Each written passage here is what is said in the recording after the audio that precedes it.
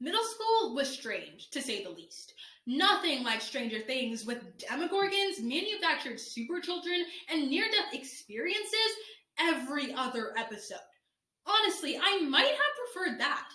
Middle schoolers can be mean, and I was the naive first child of two Nigerian immigrants. I had a weird name, nappy hair, a flat nose, and dark skin. Needless to say, this was in stark contrast to the other girls at my small, private, majority white school.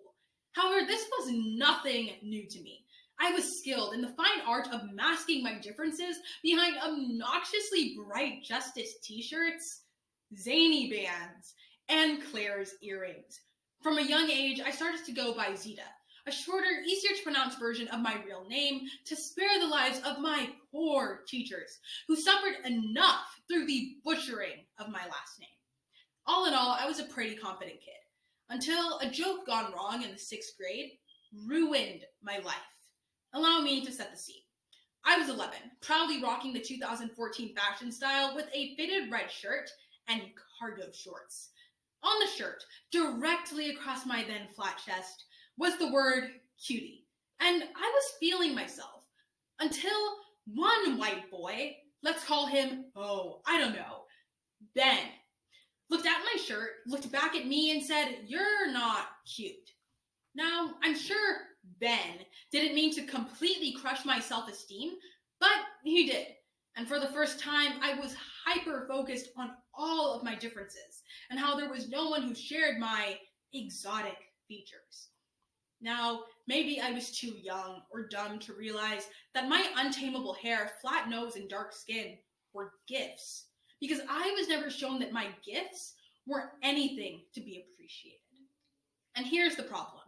Too many young people of color are held to a beauty standard that is not applicable to them. The truth is that people of color don't have many people to look up to. I mean, excluding that one token Victoria's Secret model. So first, we'll tell Ben what the problem is.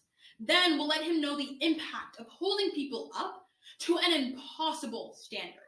And finally, we'll let him know just where he can shove his...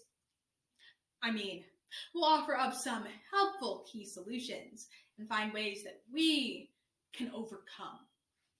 European beauty standards are rooted in almost every society on this planet. This makes sense considering that from 1492 to 1914, Europeans had colonized over 80% of the entire world. Well done, colonizers. Really well done. However, one would think that as times changed and we grew to be more tolerant, that we would also do away with outdated beauty standards.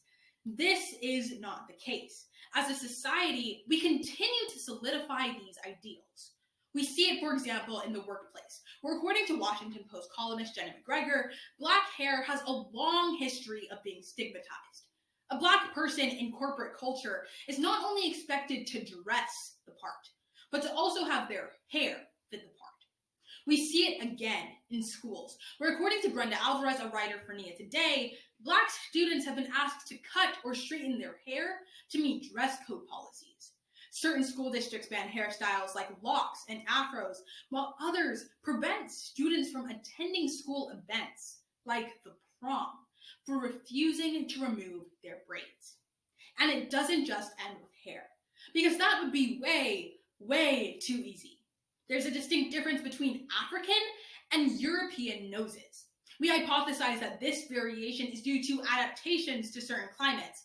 However, my large flat nose has been anything but helpful in my journey towards beauty. According to plastic surgeon and author Dr. Adieza Olmomo, over the past 3 decades, an increasing amount of African American patients have undergone rhinoplasty. The truth is that this surgical procedure has now become a norm amongst African Americans. But none of these features can compare to the main attraction, chocolate skin. Whether you're milk chocolate or dark chocolate, your African skin stands out like a full body kick-me sign. Not only do we ask ourselves, is this officer going to shoot me when I reach for my license? But we also smother ourselves in sunscreen to avoid getting any darker over the summer. Undoubtedly, European colonialism has left its mark worldwide. The idea that white skin is superior came from the fact that ruling classes typically had lighter complexions. Today, we still see this issue arise primarily in Asian countries, where according to a World Health Organization survey, over 40% of women in nations including China, Malaysia, the Philippines, and South Korea regularly use whitening products. Even in Nigeria, the use of skin lightening creams has become a socially acceptable practice. I will never forget the day that my aunt recommended a skin bleaching soap for me to use. I was 13 at the time. This hateful trend applies to any and all Afrocentric features. Even though attempts have been made, like with the 1960s Black is Beautiful movement, we still have a nasty habit of perpetuating colorism in regards to beauty. As one result, we get skin bleaching, the practice of using chemical substances in a wild attempt to lighten the skin by reducing its melanin concentration. God blessed darker women with protection against premature aging and skin cancer. God bless. And we said no, thank you. Instead, we subject ourselves to the dangers of bleaching. However, what creates this extent that people of color are not only expected, but are willing to go to carve themselves into the Eurocentric standard. In America, we had slavery, a grand old time for all the whites that convinced themselves that other human beings were somehow lesser than them. This logic is admittedly flawed, considering that we got Beyonce. However, during this time, slave owners gave preferential treatment to slaves with lighter complexions. While dark-skinned slaves toiled outdoors in the fields, their light-skinned counterparts were usually working indoors at far less grueling tasks. The issue becomes even more complex when we realize that it's not only an outward hatred, but also a taboo desire. Surprise, surprise, this also stems from colonialism.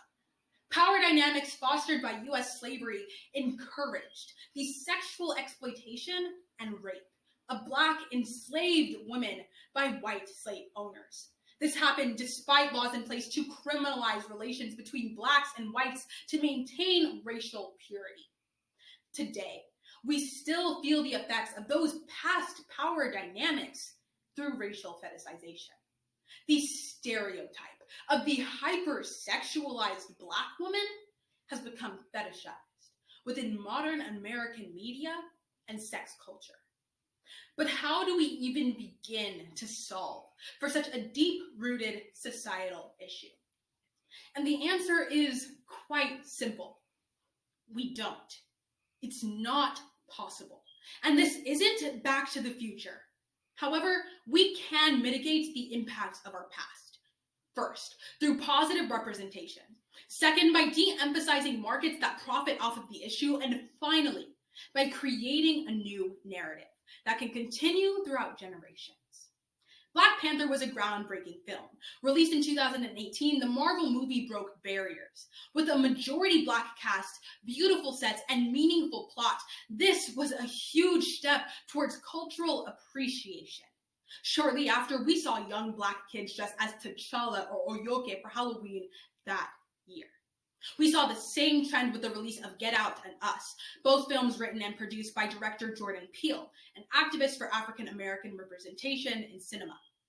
The power of media is only growing, and it's our fastest way to spur change in our heavily technological society. The release of Rihanna's Fenty Beauty line kind of made up for her lack of real music production these past 2 years. Rihanna's goal was to create an equal opportunity for beauty.